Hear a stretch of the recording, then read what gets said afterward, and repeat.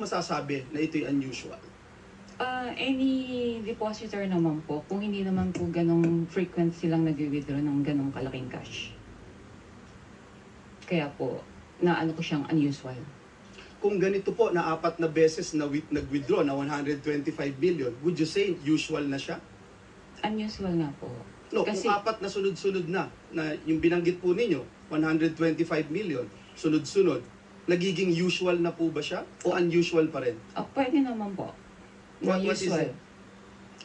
Kung sunod-sunod naman po, magiging ano na po siya. Talagang usual transaction na po yun. So, kung ganun nga po na 4 na sunod-sunod, usual transaction na siya. Opo.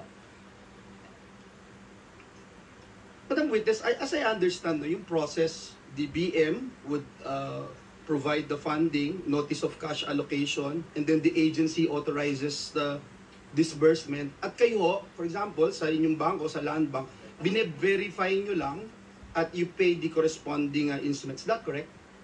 Opo. Bine-verify po yung pag-issue ng cheque po, yung mga signatories, payees, like that po. So bago po inilabas ang salapi o yung pera, ano-ano pong dokumento yung aktual na natatanggap po ninyo at inyong masusing sinusuri?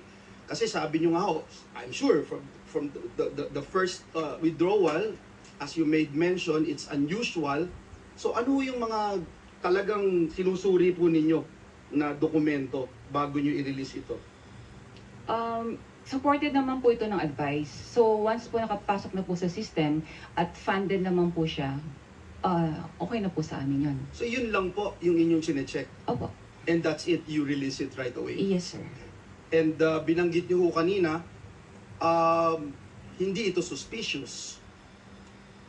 Para sa ano ko po, hindi po siya suspicious. At lahat po ay legitimate. Yes, sir.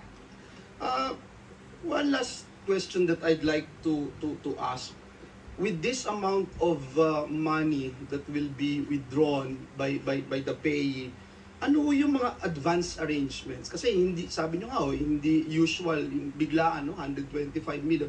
Ano yung mga advance arrangements na inihingi po ninyo o tinatawag po sa inyo bago mailabas po itong salapi na ito? How far in advance was Land Bank informed that these amounts of physical cash would be required for each transaction?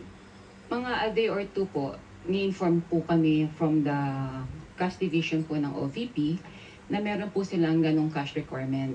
So, sa amin naman po, pinoprocess naman po namin yung requirements nila bago po namin sila advise na available na po yung cash. So in 24 hours, kaya na po. Pwede naman po. Salamat po. Maraming salamat. Thank you rin po. Thank you.